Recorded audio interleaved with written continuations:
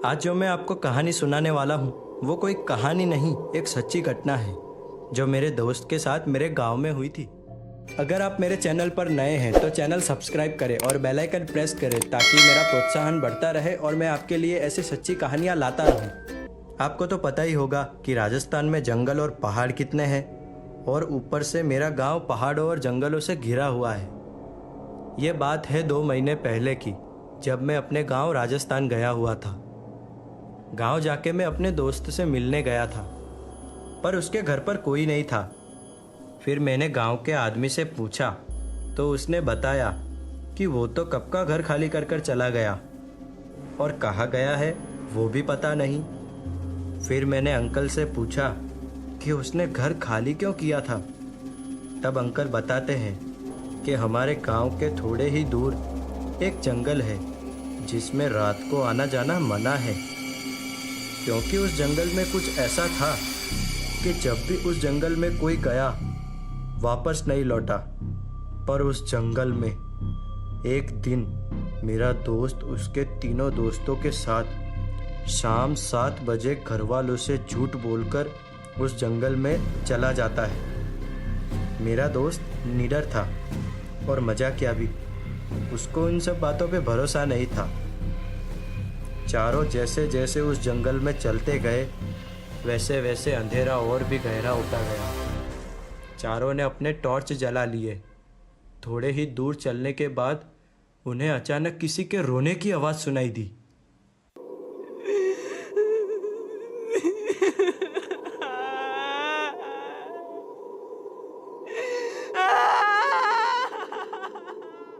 चारों ने हिम्मत नहीं हारी।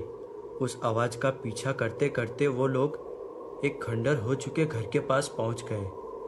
चारों घर के दरवाजे के पास पहुंचे और धक्का देकर दरवाज़ा खोल दिया। घर के अंदर का दृश्य देखकर मेरा दोस्त भी डरने लगा था, क्योंकि घर के अंदर खून के धब्बे और चारों ओर हड्डियां बिखरी हुई थी। और तभी अचानक उस घर का दरवाज़ा जोर से बंद हो जाता है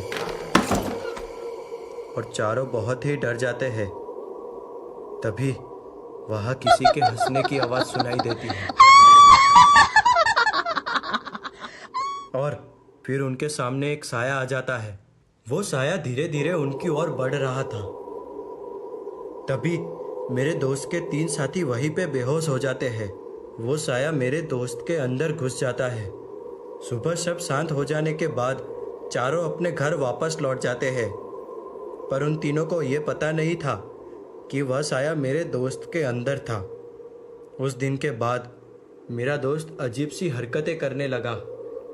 अकेले में जोर जोर से हंसना, किसी से अकेले में बातें करना। ये सब देख उसकी माँ डर गई। वो उसे लेकर गांव के एक सिद्ध पंडित के पास उसे लेकर गई। पंडित जी ने झाड़ फूंक किया। तब उन्हें पता चला कि वो आत्मा गांव की एक लड़की की थी। फिर पंडित जी ने उस लड़की से अपनी कहानी पूछी। फिर लड़की ने पंडित जी को अपनी कहानी बताई। आत्मा अपनी कहानी बताते हुए कहती है कि मैं एक छोटी जाति की लड़की थी जो अपने पति और एक बेटे के साथ उस घर में रहा करती थी। पर एक दिन गांव के मुखिया के साथ मेरे पति की अनबन हुई थी। उस अनबन में गांव के मुखिया को मेरे पति ने थप्पड़ मारा था।